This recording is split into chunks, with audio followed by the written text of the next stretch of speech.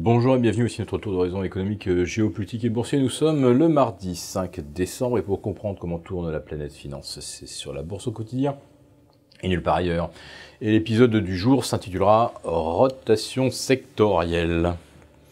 Je fais naturellement allusion à cette correction qui frappe le Nasdaq alors que le S&P, le Dow Jones, continue de pulvériser des records historiques absolus. Hier, le Dow Jones s'est hissé au-delà des 22 450 points, se rapprochant à 2% des 25 000. Les 24 000, on les a franchis il y a une semaine. Au rythme actuel, on atteindra les 25 000 avant la mi-décembre. Ce seraient les 1000 points gagnés les plus rapides de l'histoire. Mais c'est vrai que plus on progresse, plus gagner 1000 points en proportion de la valeur de l'indice, c'est de moins en moins un exploit. Le S&P 500, lui, hier, s'est hissé jusque vers 2665,20. Nous attendions 2666, tout simplement parce que le 13 mars 2009, le S&P a inscrit un plancher à 666 et que 2000 points de plus, ça correspondait tout simplement à un quadruplement de la valeur initiale du S&P 500, rien que cela, alors que dans l'intervalle entre 2009 et 2017, les bénéfices, eux, n'ont progressé que d'un peu plus de 100%. 400% pour les titres, 100% pour les bénéfices. Alors après, que quelqu'un vienne contester que la hausse de Wall Street s'appuie essentiellement sur l'expansion des volumes, voilà, c'est un point de vue intéressant à défendre, mais pas sûr que ça soit vraiment crédible. Revenons-en donc à la rotation sectorielle. À quoi assistons-nous ? À des prises de bénéfices, enfin, pourrait-on dire, sur les technos, les semi-conducteurs et les GAFA. Notez que Apple va devoir rembourser, enfin, à l'État irlandais 13 milliards de dollars d'économies d'impôts que l'Irlande lui avait évidemment généreusement consenti. L'Irlande reste évidemment une sorte de trou noir fiscal au milieu même de l'Europe. Je referme la parenthèse. La rotation sectorielle donc s'exerce au détriment des valeurs technologiques et au profit des valeurs bancaires. Pourquoi ? Il y a deux raisons principales. Tout d'abord, le futur patron de la Fed a l'air de vouloir un petit peu assouplir les règles concernant les restrictions, les effets de levier, etc. imposés aux banques. Et puis en Europe, on pourrait aussi se montrer plus souple sur Bâle 3.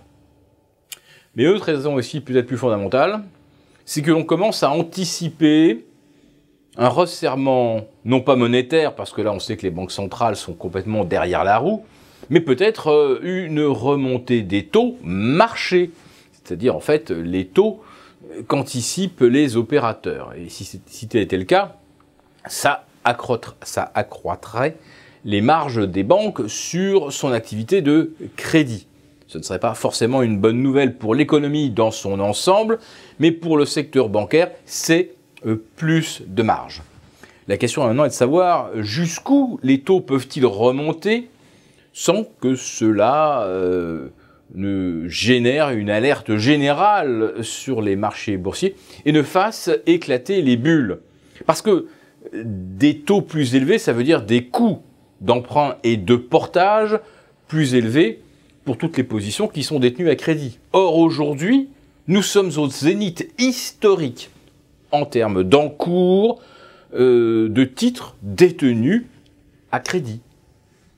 En fait, nous sommes au zénith surtout, bien sûr, sur la valeur algébrique des indices, sur la valorisation, les multiples, le fameux ratio de Shiller qui franchit maintenant le cap des 31,5, au-delà des 30 atteints en 1929.